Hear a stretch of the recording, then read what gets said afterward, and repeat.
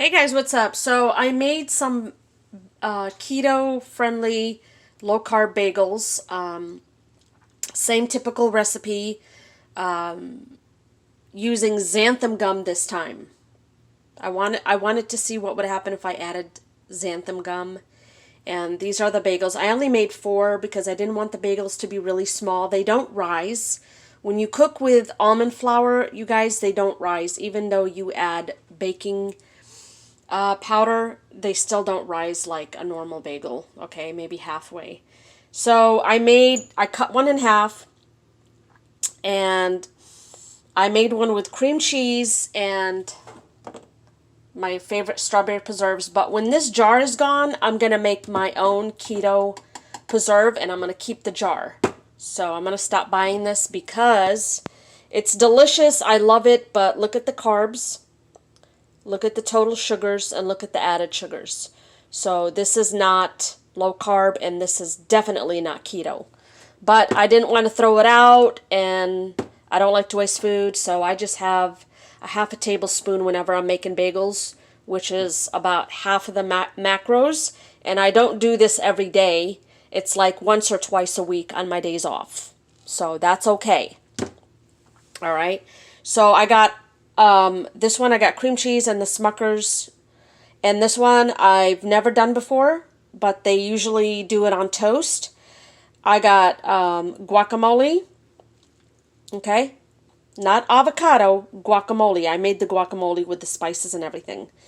And then a poached egg that I did in the microwave real quick. Okay.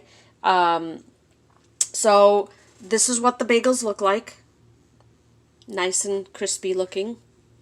This is what happens when you cut them in half. I like to cut them in half after they've cooled because I don't want to deal with them later. That way when I take them out of the fridge, I could just toast them and do what I need to do. So we're going to go ahead and taste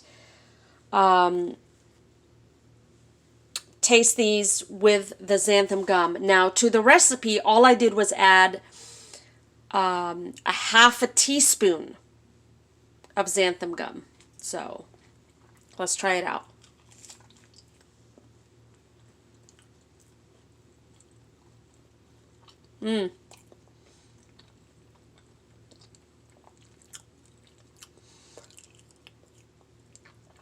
It didn't really change much. I mean, it's not falling apart as much, but a half a teaspoon is not going to make a big difference.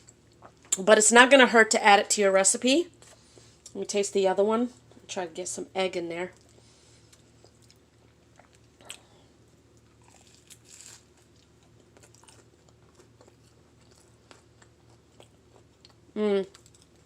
This is so good on its own.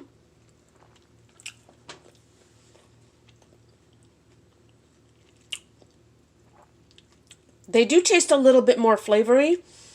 They are together a little bit more. They're not flaking off or breaking off like cornbread texture. Okay, I'm going to show you what the xanthan gum looks like.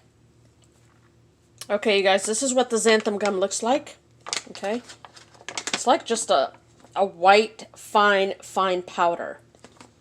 Okay, and I got this at Walmart for like almost $6.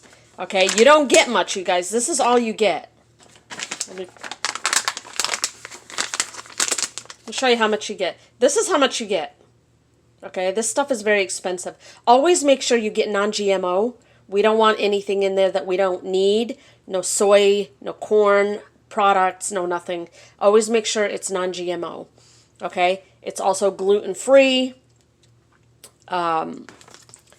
Yeah, this little pouch right here was very expensive.